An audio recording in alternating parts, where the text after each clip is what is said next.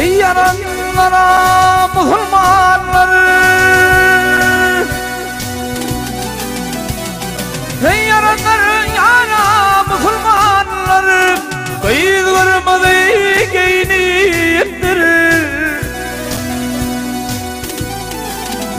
Ey cefahını çeker gelen canları, mezarımızı giyiniptir.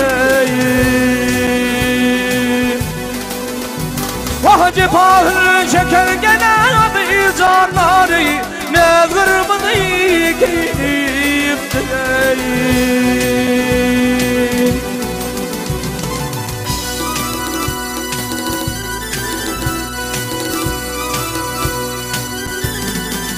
Ey ayım gelere güle güle,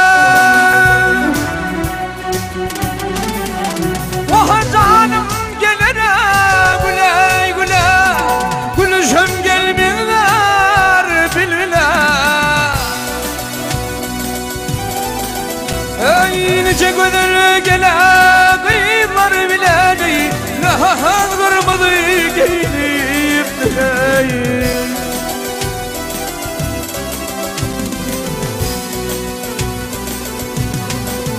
Ey nice güzel gele kıyımlar bile değil, nahan kırmızı giyinip değil.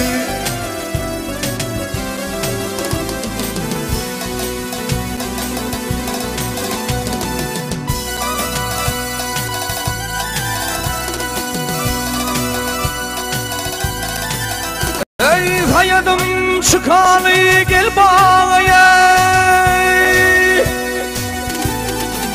ey hayatım gideni gel bağaya, canım bak inamda dağa. Ey aşığının canına almanı gıyla, nahan kırmızı giyinip değil.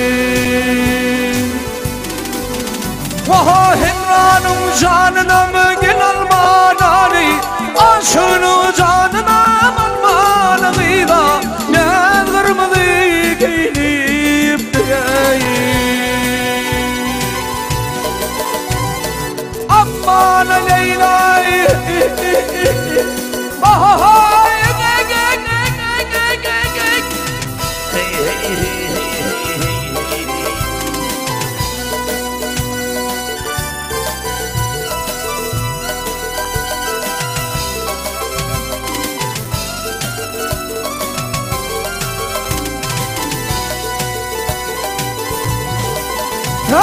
nice güzel gele, vah nice güzel gele kıyımlar öyleyim, nahan kırmızı giyinip direyim, oğul kırmızı